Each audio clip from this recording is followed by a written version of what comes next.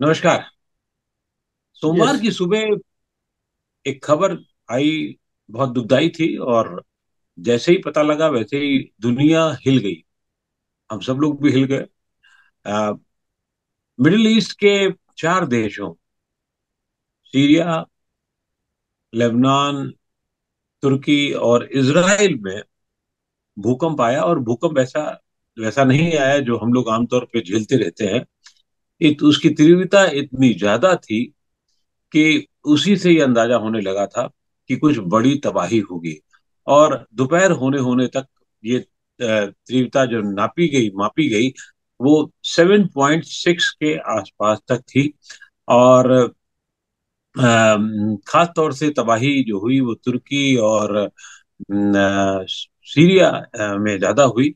और वहां जो तबाही हुई उससे देख करके, उसको समझ करके, खुद किसी भी मेट्रो में रहने वाले या आसपास भी रहने वाले लोगों के दिमाग तक हिल सकते हैं इस पूरे मुद्दे को।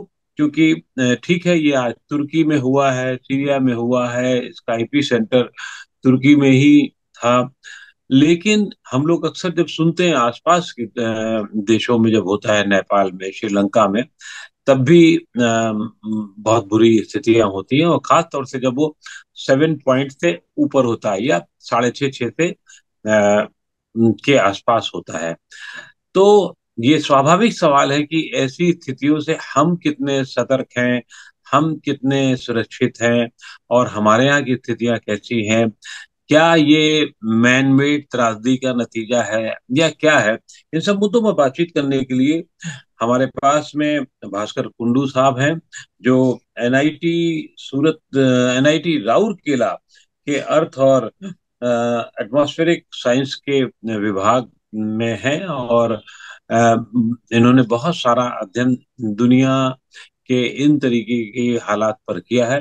बहुत बहुत स्वागत है भास्कर कुंडू साहब आपका, नवोदय टाइम्स पंजाब की से बातचीत करने के लिए आपने समय निकाला।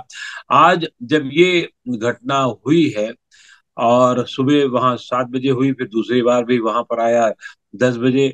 और पहली बार तो दूसरे की तीव्रता तो 7.6 थी, और बाद वाले की थोड़ी सी, पहले वाले की थोड़ी सी कम थी। 1600 लोगों के मरने की सूचना है। ये बात दूसरी की लेबनान और इसराइल में कोई जान, मतलब जान का नुकसान अभी नहीं आया है, लेकिन वहां पे भी नुकसान की खबरें हैं।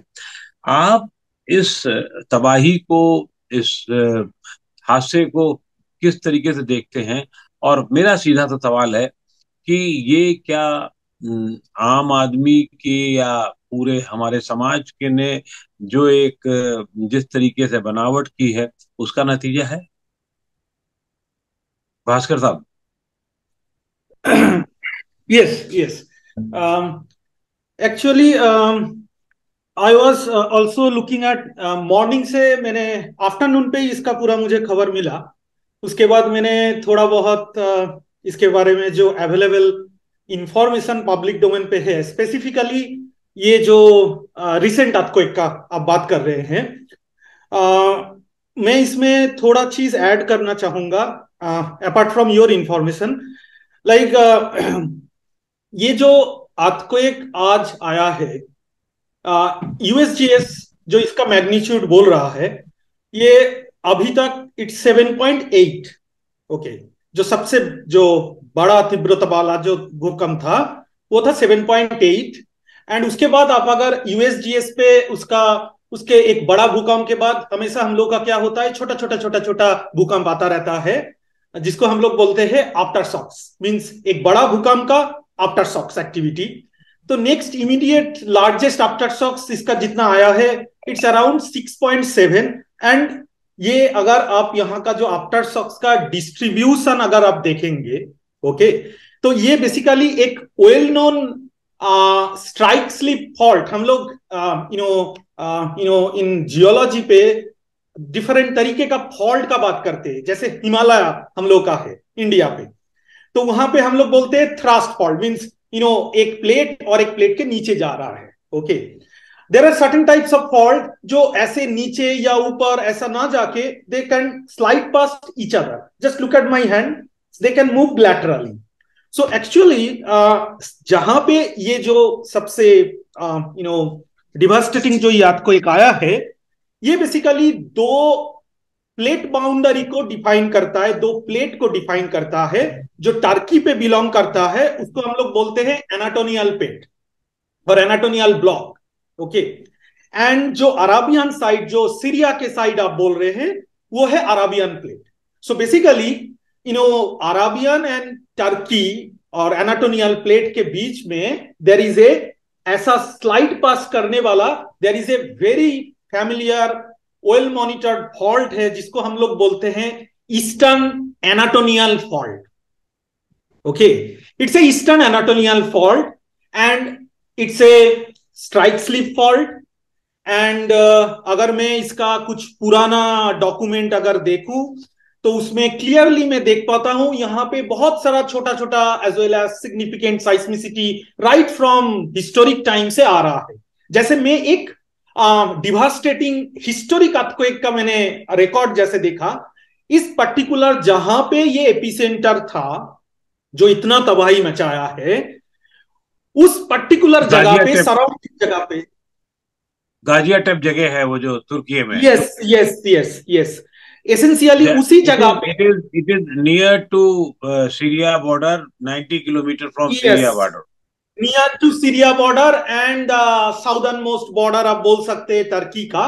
But that is political boundary. I am not talking about political boundary way, I am talking about plate tectonic boundary point of view, like the Turkey that is basically sitting on Anatolian block or unit, and the lower portion is essentially your Arabian unit, okay.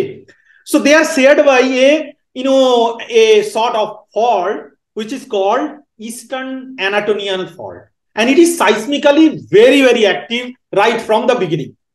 Interesting thing, if we just look at the old history, 1822 there was exactly on the same location, almost surrounding same location, on the same fault, there was an earthquake of 7.1 or 7.0 magnitude.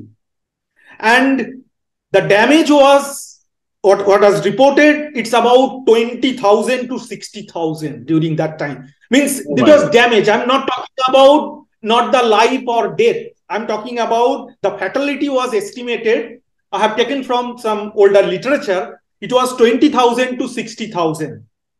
But I'm not saying that 7.8 is more than 7. So we are expecting that kind of thing. So I'm not comparing that thing. But my point is, this is a very well-known fault. And whenever we have this kind of fault, we'll have a strain build-up process. So let me explain. Strain build-up means, suppose if you just look at my hand, so we have one block, another block, and they are just like my hand, they are stick, okay. So मैं इस दो हाथ को एक साथ ऐसे करके रखा हूं तो इन दोनों में कोई मूवमेंट नहीं हो रहा है, am I right? So we are pushing by strain, or if we try to accumulate strain, माने अगर हम लोग यहाँ पे strain आहिस्ता आहिस्ता करके accumulate करें, एक टाइम ऐसा होगा ये suddenly slip कर जाएगा, okay. So my point is, in our plate tectonic theory, as well as understanding from seismological observation, in different plate boundary like this kind of faults, we'll have a information like, we'll have a gradual strain build-up process and then strain sudden release, whatever accumulated since beginning. इसको हम लोग क्या बोलते हैं सहज भाषा में? earthquake cycle. So, with some point of time, हम लोग का वहां पे क्या होगा? स्ट्रेन बिल्डअप होगा, एंड सडनली जब वो एक्सिट कर जाएगा उसका ट्रिपिंग पॉइंट और whatever, then we have a sudden slip, and then again after कुछ पॉइंट ऑफ टाइम से वहां पे फिर से स्ट्रेन बिल्डअप प्रोसेस स्टार्ट होगा एंड फिर से अर्थक्वेक आएगा, although this cycle is not periodic, okay. So that is ये बहुत ही जनरल नेचर है आपका plate boundary cycle, plate boundary reason पे अर्थक्वेक साइकिल लाने के लिए, व्हिच इज वेल एस्टैब्लिश्ड. ये जो बाउंड्री है, यस हाँ बोलिए. यस, मैं ये जो कह रहा था कि सामान्य तौर पे जो हम लोग समझते हैं या सामान्य तौर पे हम लोग जो जानते हैं वो ये जानते हैं कि धरती के नीचे जब प्लेट्स, अभी मैं जैसे कि आप हाथ यूं दिखा रहे थे, मैं यूं दिखा रहा था कि हॉरिजॉन्टिकली जब प्लेट थोड़ी सी हिलती डुलती हैं तब भूकंप आता है, ऐसा समझा जाता है, ऐसा कोई बहुत तो सामान्य सी भाषा में। ना, लेकिन ऐसा, यस वो, यस, लेकिन आप जिस तरह से यस, बता रहे हैं बट ये वर्टिकल वर्टिकल उसका शेप है, तो यस, वर्टिकली, यस, तो ये जो वर्टिकल होता यस, है, ये तो जो, क्या ये, जैसे मान लीजिए भारत की जो भौगोलिक स्थिति है और यहाँ जहाँ हुआ है, हाँ, तुर्की में या लेबनान में या ईस्ट, आप जैसे कहते हैं कि मिडिल ईस्ट में, तो वहां जहां ये हुआ है तो क्या वहां की भौगोलिक स्थिति दूसरी है, या इस तरीके की चीजें कहीं पे भी यस, कुछ भी संभव है? एक्चुअली ये जहां पे आया है, ये हम लोगों का जो इंडियन सब कॉन्टिनेंट पे जो हिमालय है, उसका जो नेचर ऑफ फॉल्ट है और वहां का जो nature of fault, both are different. वहां पे वो जो था ये डिफरेंट। फॉल्ट का मैंने बात किया, यस, वो वहां पे जो ईस्ट एनाटोनियल जो फॉल्ट बोले बोला है, वो फॉल्ट एकदम भार्टिकली ऐसा है। उसका अगर डीप अमाउंट लेंगे अराउंड 89 डिग्री लाइक दैट हो। सो वहां का okay. Nature of fault is completely different. But अगर मैं इंडियन सब कॉन्टिनेंट पे हम लोग का फर्दर नॉर्थ पे जो हिमालय है, वो वो वर्टिकल फॉल्ट नहीं है, वो हम लोग को उसको बोलते हैं थ्रस्ट फॉल्ट, एंड उसका डीप है बहुत ही जेंटल, अराउंड 7 डिग्री और may be 5 degree like that हो, जो हम लोग okay. Main okay. Himalayan thrust बोलते हैं। तो बेसिकली हम लोगों का जो हिमालयन प्लेट बाउंड्री फॉल्ट है और वहां का जो प्लेट बाउंड्री फॉल्ट है, देयर फॉल्ट का नेचर इज कंप्लीटली डिफरेंट। ये है इंडिया पे जो हम लोग का है सामने, उसको हम लोग थ्रस्ट फॉल्ट बोलते हैं। एंड जो अर्थक्वेक जो आज आया है एनाटोलियन, वहां पे वो एक वर्टिकल फॉल्ट पे आया है। एंड वर्टिकल उसको हम लोग बोलते हैं strike slip fault. And strike slip fault पे भी आप अगर मेरा हाथ को देखेंगे ऐसे करके, तो मैं इसको left lateral right lateral different तरीके से मूव करा सकता हूं। सो अगर मैं और थोड़ा स्पेसिफाई अगर करूं, वो एक vertical strike slip fault, but वहां का मोशन लेफ्ट लैटरल सेंस पे था। लेफ्ट लैटरल सेंस पे क्यों? क्योंकि वहां का जो आफ्टर शॉक्स डिस्ट्रीब्यूशन है, यूएसजीएस ने एंड सीएमटी कैटलॉग ने वहां पे आपको एक फोकल मैकेनिज्म दिया है, जिसमें से हम लोग ये समझ सकते हैं। नॉट ओनली दैट, ये क्यों इतना तबाही मचाया है, उसके ऊपर मैं एक छोटा सा इंफॉर्मेशन आपको शेयर करना चाहूंगा, जो मैंने जस्ट देखा अभी। क्योंकि इसका जो एपिसेंटर था, अर्थक्वेक का जो एपिसेंटर मींस सरफेस से कितना नीचे उस फॉल्ट या वो एपिसेंटर वो न्यूक्लिएट हुआ, वो था अराउंड, दिखा रहा है यूएसजीएस के अभी के हिसाब से अबाउट 17 किलोमीटर। एंड वो जितना वो हालांकि उतना नीचे था, बट वो पूरा के पूरा जो फॉल्ट प्लेन जो मैं हाथ से दिखा रहा हूं, वो पूरा क्लिक कर गया उसी तरीके से। तो उसके वजह से क्या हुआ, वो ऊपर पूरा डैमेज हुआ उस तरीके से, जो मुझे ये लग रहा है। बट अगेन मैं ये भी बोल सकता हूं कि अभी जो यूएसजीएस इसका रिपोर्ट या इंफॉर्मेशन प्रोवाइड किया है, based on different seismological waveform analysis and all those things, ये सब थोड़ा प्रिलिमिनरी भी है। But it is we need to revise it like that way.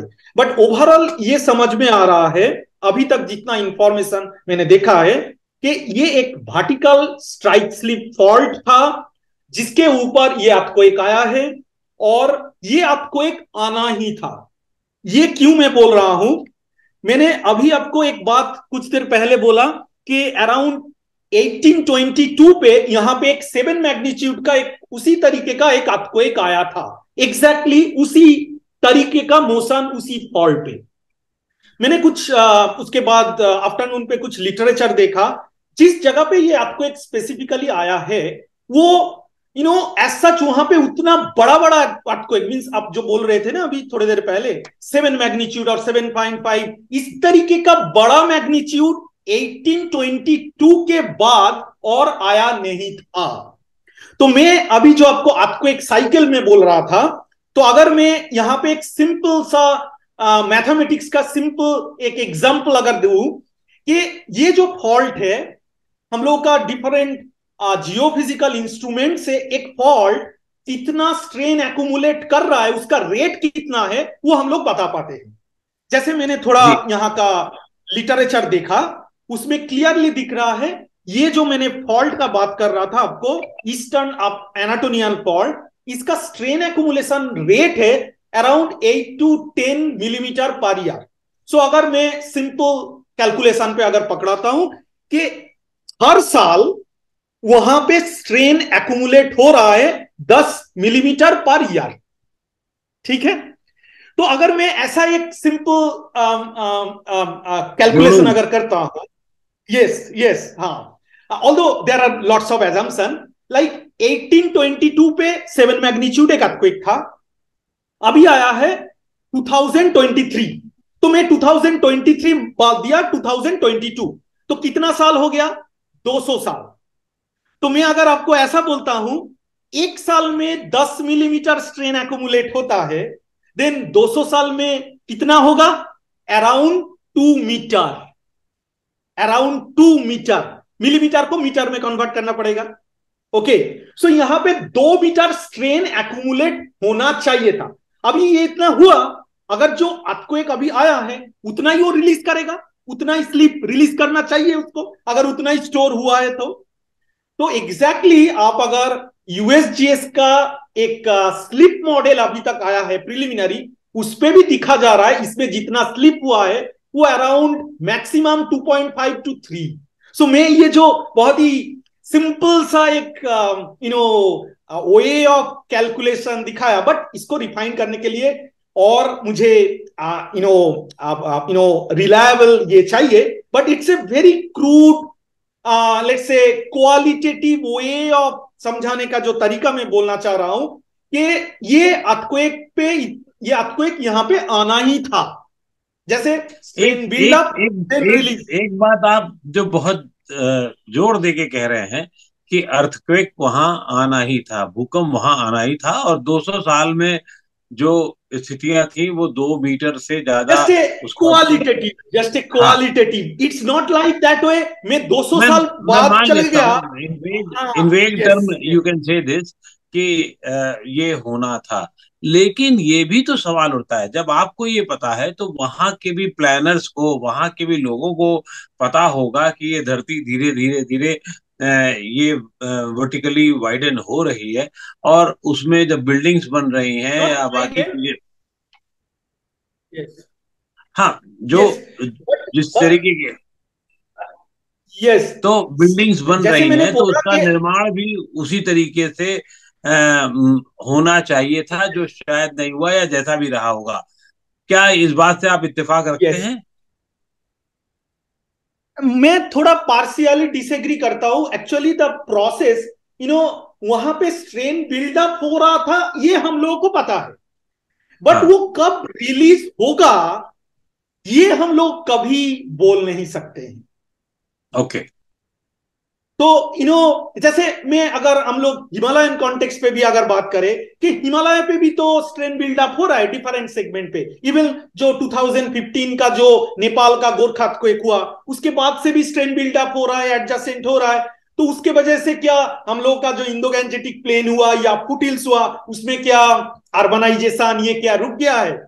We have to settle down, but हम लोग का सबसे बड़ा लिमिटेशन, और मैं आपको अगर खुल के बोलूं कि difficulty in the field of seismology है कि हम लोग इंस्ट्रूमेंट या मॉडर्न डे इंस्ट्रूमेंटेशन प्रोसेस उसमें से तो देख पा रहे हैं कि स्ट्रेन बिल्डअप हो रहा है, बट वो कब रिलीज होके इस तरीके का डिवास्टेटिंग तरीके से स्लिप करके इतना तबाही मचाएगा, ये हम लोग बोल नहीं सकते। That is number one.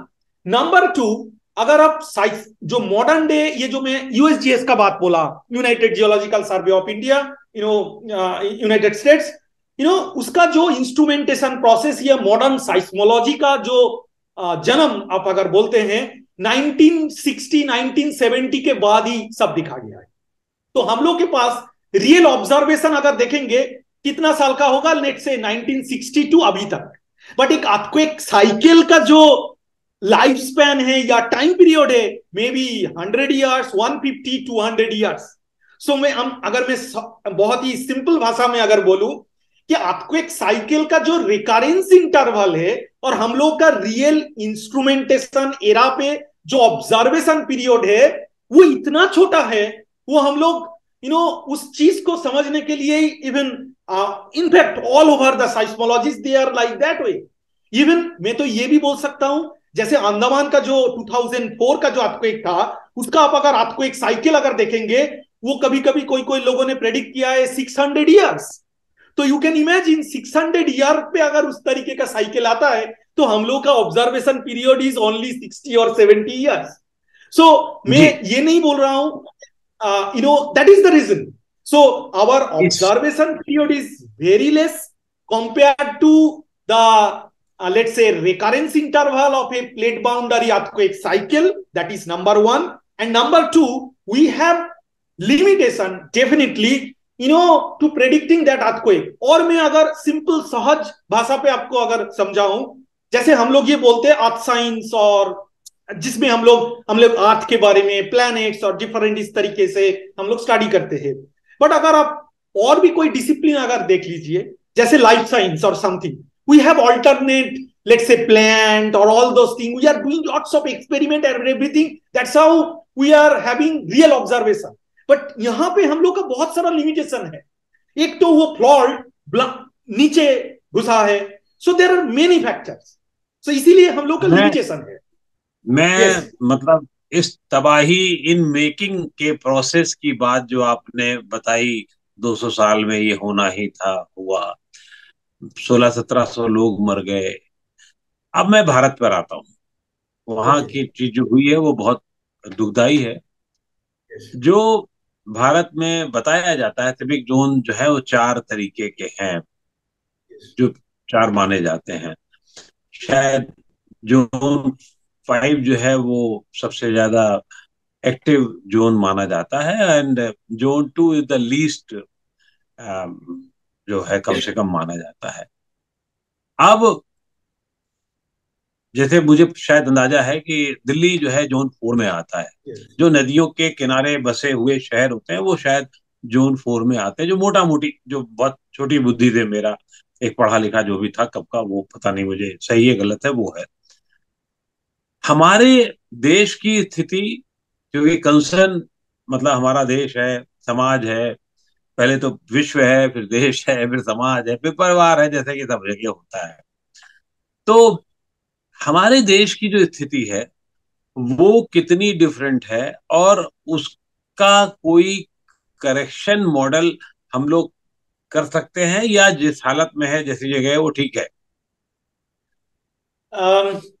तो अगर मैं टर्की से सीधा इंडिया पे अगर लैंड करता हूं, तो अगर अब इंडिया का जो हम लोग बोलते हैं सेंट्रल इंडिया या इंडियन पेनिनसुला, तो हम लोग के सामने जो और एक उसी तरीके का ब्लॉक, या आप अगर टेक्टोनिक प्लेट बोलते हैं, वो है यूरेशियन प्लेट। और हम लोग जो प्लेट पे बैठे हैं वो हम लोग बोलते हैं इंडियन प्लेट। कभी कभी हम लोग इसको इंडो ऑस्ट्रेलियन प्लेट भी बोलते हैं, क्योंकि अभी इंडो एंड ऑस्ट्रेलियन प्लेट के बीच में जो एक इनिशियली एक बाउंड्री था वो फ्यूज हो गया है। बट अब सिंपली बोल सकते हैं हम लोग basically Indian plate and Eurasian plate. So इसमें यह समझना बहुत जरूरी है हम लोग को, इंडियन सबकॉन्टिनेंट के सराउंडिंग पे क्या क्या प्लेट मींस क्या क्या बाउंड्री है। जैसे आप अगर वेस्टर्न साइड पे देखेंगे, ये जो हम लोग का पाकिस्तान अफगानिस्तान जो है, तो वहां पे एक बहुत ही अच्छे तरीके से deformation front as well as active Chaman fault पास करता है, जो स्ट्राइक स्लिप फॉल्ट है। जब हिमालय सामने है, वो हम लोग बोलते हैं हिमालयन आर्क, और वे भी हिमालयन डिफॉर्मेशन फ्रंट, जो आपका कश्मीर हुआ, नेपाल, गाढ़वाल कुमायून, भूटान, अरुणाचल, देन वहां होके पूरा ईस्टर्न हिमालयन सिंटैक्सिस तक चला जाता है। देन अगेन हम लोग का जो नॉर्थ ईस्ट के साइड है, वहां पे भी जो मणिपुर वो सब राज्य है, सब वहां पे वो हम लोग बोलते हैं Indo Burman range. So basically, और उसके बाद नीचे भी अंडमान सुमात्रा सबडक्शन जोन है, जो कि वहां पे भी बड़ा बड़ा भूकंप आता है। सो आप अगर जस्ट गूगल अर्थ पे अगर इंडियन मैप को अगर देखेंगे, तो हम लोग क्या है, पूरा surrounded by several plate boundaries. तो जहां पे प्लेट बाउंड्री है, तो वहां पे स्ट्रेन बिल्डअप तो होना ही है, as I told, because we'll have a strain buildup. But compared to recent devastation, today's devastation, like strike slip, हम लोग का जो हिमालय है, अगर आप उसी तरीके से मेरा हाथ को अगर देखेंगे, ये है हम लोग का इंडियन प्लेट, और ये जो माउंटेन में और एक हाथ से दिखा रहा हूं, ये है हम लोगों का लेट्स से हिमालयन यूनिट और यूरेशियन प्लेट। सो यहां पे क्या हो रहा है, it's not like moving slide past, they are very gentle. And मैंने जो अभी बोला आपको, ये जो हिमालयन डिटैचमेंट बोलते हैं, जो हिमालय पैदा कर रहा है, जो आर्क है, वो जो हिमालयन डिटैचमेंट है, वो आपका जो उसका जो डीप अमाउंट है, लेट्स से 5 to 7 डिग्री, वो वैरी करता है from one place to another. और यहां पे क्या होता है, जो इंडियन साइड से इंडियन प्लेट अगर आप देखेंगे, उसका जो वेलोसिटी है मोशन, क्योंकि हम लोग के जो अर्थ सरफेस है उसमें सब प्लेट्स है, एंड प्लेट क्या कर रहा है, मूव कर रहा है। तो ये जो इंडियन प्लेट का जो वेलोसिटी है, मींस जिस मोशन से वो तेजी से वो भाग रहा है, वो है 5 centimetre per year, 5 centimetre per year. Although like Delhi से लेके कन्याकुमारी का पे थोड़ा बहुत डिफरेंस है, बट ये ओवरऑल जो रेट है 5 सेंटीमीटर पर ईयर। सो आप अगर सोचते होंगे कि ये मेरा इंडियन प्लेट है और ये 5 सेंटीमीटर जा रहा है, ओके ये तो ऐसे चला जाएगा, बट ऐसा चीज नहीं होता। वहां पे क्या हो रहा है, सिंस इंडियन प्लेट तो ऐसे मूव कर रहा है, बट यहां पे यूरेशियन प्लेट उसको बाधा दे रहा है और फ्रिक्शन दे रहा है अलोंग सरफेस पे। तो क्या हो रहा है, ये जब ये मूव करने जा रहा है, यहां पे वो ऐसे स्टिक होके बैठ गया, ऐसे स्टिक होके बैठ गया, बट इसके पीछे साइड से वो पुश जारी है। तो बेसिकली क्या हो रहा है, अलोंग अगेन ये gently dipping plate contact surface along Himalayan subduction zone और कॉलिशनल बाउंड्री, वहां पे क्या हुआ, स्ट्रेन बिल्डअप हो रहा है। तो वो स्ट्रेन बिल्डअप अगर हो रहा है, वो भी कभी ना कभी टूटेगा। सो माय पॉइंट इज, जैसे आप अगर दिल्ली पे हैं, तो वहां पे अगर आप मोशन देखेंगे 5 सेंटीमीटर पर ईयर, बट आप अगर पोजीशन देहरादून या नैनीताल कहां पे शिफ्ट कर गया, तो वहां पे आप अगर मोशन देखेंगे, वो 5 सेंटीमीटर नहीं है, वहां पे डेफिसिएट है। वो डेफिसिएट क्यों है, बिकॉज वो तो जो प्लेट है वो ऐसे स्टिक होके बैठ गया, and they are building strain. एक टाइम आएगा जो सडनली स्लिप करके फिर से स्टिक होके बैठ जाएगा। सो एग्जैक्टली यही प्रोसेस वहां पे भी चल रहा है। किसी तरीके से हिमालयन आर्क पे भी आपको एक आता रहता है। जैसे मैं अगर इसका सिंपल, यस यस इसका मतलब ये प्लीज। कि जो खतरा भूकंप का ज्यादा बड़ा है हमारे यहाँ, वो पहाड़ों में ज्यादा है। ना, ऐसा मैं अगर उस तरीके से मैं अगर बोलता हूं, मैं तो ये बोला प्लेट बाउंड्री का बात बोला। With in the Indian plate पे भी आप अगर भूज देखिए, या सेंट्रल इंडियन शेयर जोन देखिए, या कच्छ एरिया देखिए, या आप कोयना वारना देखिए, वो सब प्लेट बाउंड्री जोन नहीं है। वो थोड़ा डिफ्यूज प्लेट बाउंड्री, और मे बी उसको हम लोग बोलते हैं प्लेट इंटीरियर डिफॉर्मेशन जोन। जैसे मैं एक simple well established example US से दे सकता हूं, जैसे new Madrid साइस्मिक zone. It's a very popular साइस्मिक zone, highly populated in the central US, but वो कोई प्लेट बाउंड्री नहीं है, वहां पे छोटा छोटा अर्थक्वेक आता रहता है। बट मुझे पता है 1700 साल या उससे पहले there are many 7 magnitude earthquake. तो माय पॉइंट इज, ये जो बात अभी आपने बोले कि जो पहाड़ी इलाका में हम लोग का भूकंप का खतरा है, यस वहां पे भी है, but at the same time Indian plate के बीच में भी जो ये छोटा छोटा डिफॉर्मेशन जोन है, जो प्लेट बाउंड्री नहीं है, उसको हम लोग बोलते हैं टेक्निकल टर्म पे डिफ्यूज डिफॉर्मेशन और may be plate interior zone. वहां पे भी अर्थक्वेक आने का चांसेस है। बट द जो कॉमन पीपल के लिए मैं जो बात बोलना चाह रहा हूं, कि आप अगर मैग्नीट्यूड ऑफ अर्थक्वेक पे मत जाइए। सपोज एक जगह 7 मैग्नीट्यूड अर्थक्वेक आया, एक जगह आया लेट्स से 6 मैग्नीट्यूड अर्थक्वेक, तो दोनों मैग्नीट्यूड अर्थक्वेक के ऊपर आप मत जाइए। सपोज मैं आपको बोला कि 6 मैग्नीट्यूड हिमालय पे आया है, जहां पे माउंटेन है, वहां पे उतना सेटलमेंट नहीं है, बट 6 मैग्नीट्यूड या उससे भी छोटा एक मैग्नीट्यूड आपका इंडियन जो जहां पे बहुत सारा पॉपुलेटेड रीजन है, वहां पे आया है। तो आप अगर देखिए, सिर्फ मैग्नीट्यूड का बात नहीं है, वहां का जो लोकल बिल्डिंग का स्ट्रक्चर हुआ, कितना पॉपुलेशन डेंसिटी है, उस हिसाब से सब चीज उसके ऊपर निर्भर करता है।